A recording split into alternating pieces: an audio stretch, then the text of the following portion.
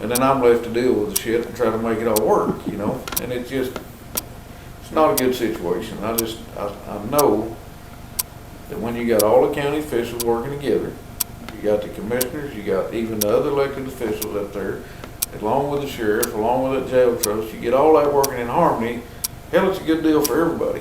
Mm-hmm. And if one's on the outs, it's a motherfucker. I mean, it just is, you know? And, I don't want to see you run your chances for the future, and I'm not saying that would happen, but I know today, if you run against Oscar, that there's going to be hard feelings with commissioners and some of those that are getting the support together. It's not that they won't go, but then, hell, what happens to Oscar? Something happens in 2 years. They're going to have to appoint somebody. If you run against him, that probably ain't happening. Mm-hmm. Whereas, you know, if something works out, you come to go to work for him and you start learning this deal, you're going to be the man inside. And, I mean, I'm just being straight up honest with you. And I probably wouldn't have this conversation if it wasn't for Jason. And you coming to me to start with, asking my opinion about it. So I'm back giving you my opinion. And I can just tell you that a race is going to get ugly. They always do. And it's not Oscar going to get it ugly. I'm going to be one to have to make it ugly. It's just, that's what I do behind the scenes. Yep. You know, and I don't want to do that. Quite frankly, I like you. Jason, thanks a lot of you. I don't know you as well as I need to, but we can fix that over time. And no promises here as far as any of that kind of deal, but I just want you to make a good decision. And it's, to me, it's a decision you and your wife have to make. Mm-hmm. I mean, seriously, I've been in that boat. You gotta make that decision. Y'all gotta be on board together and do what's best for your family. And sometimes this ain't it, sometimes it is, you know. But you know, any questions you got, I'll be glad to answer anything I can. But I've been working with this deal since a month. Just telling you straight up, this has been about a month in the making. And if you don't know why you weren't considered in this deal, it's for that very reason, just experience, you know. Because we knew Oscar was out there and he thought about it, and if he's gonna throw his name in the hat, it's a done deal, you know. Because quite frankly, I don't think I could beat Oscar if I ran. I mean, and not that I'm going to, that shit ain't happening. Because I'll just soon stay married. You know? Yeah. But, you know, I just would like to see perpetuity in what we're doing in this department. You know, you gotta remember, I don't know if you were around there in Billy Haynes' days, No.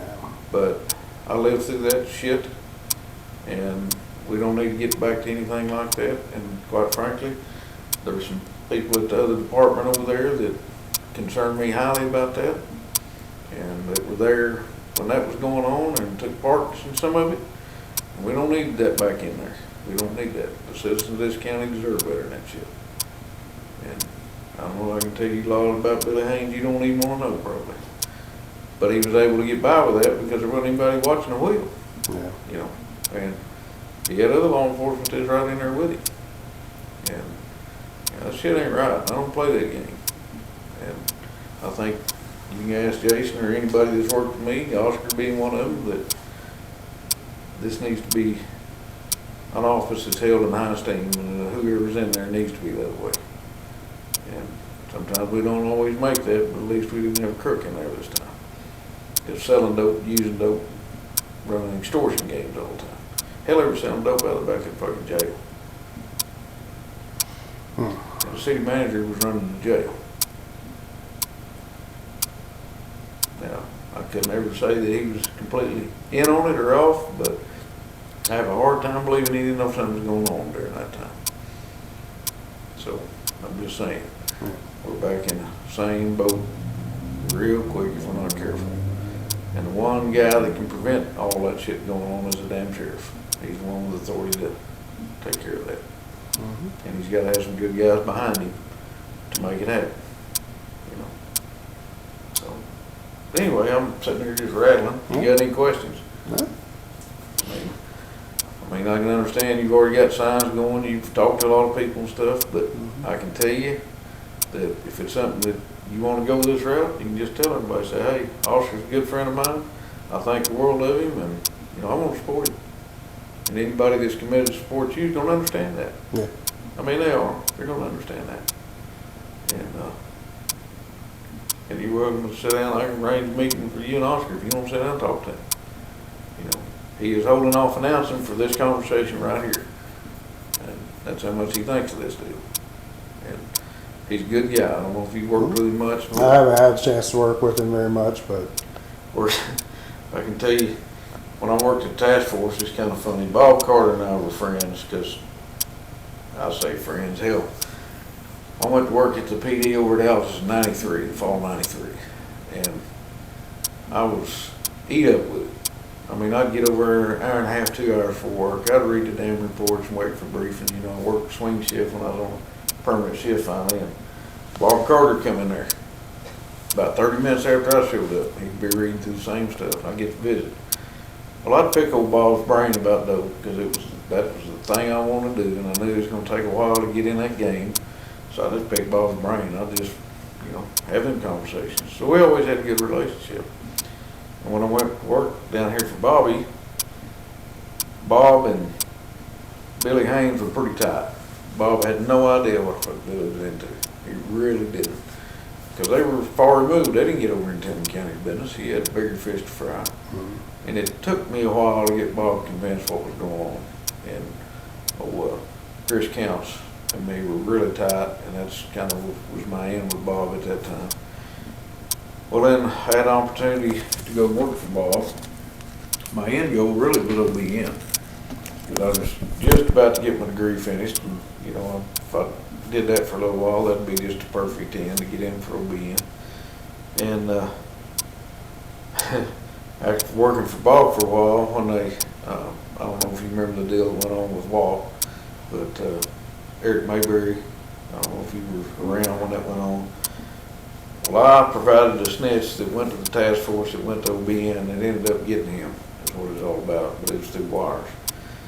Well, whenever all that started, I was working for Bob, and hell, I knew all the players in Tillman County. So they put my ass in the wire room in Oklahoma City. Well, I spent 3 months away from home.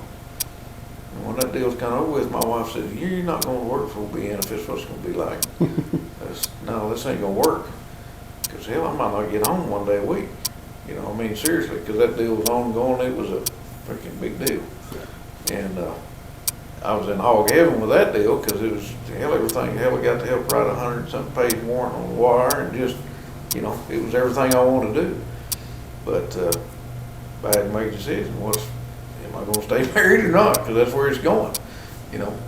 And Dad and I decided to start farming. That was kind of my excuse out. But anyway, long story short, when you're working for Bob Carter, you are not a friend anymore. You're the hired help. And I mean the black kind. That's about where he treats you, period. And I don't know. David Gatlin was there, and David would get all the snitches when it comes to buying dope. And I mean, he just, you know, David's geared for that. He'd make all the jails. Well, I'd try to go, "Hey, Bob, let me go to Tillman County." "No, it's too far. You don't need to be up there." I said, "Well, can I go by Tillman County before I leave?" You know, "No, you just need to come over here." He wouldn't even let me go visit the jails, try to get a snitch. So I'm sitting there about 6 months in, fucking, he ain't getting no cases.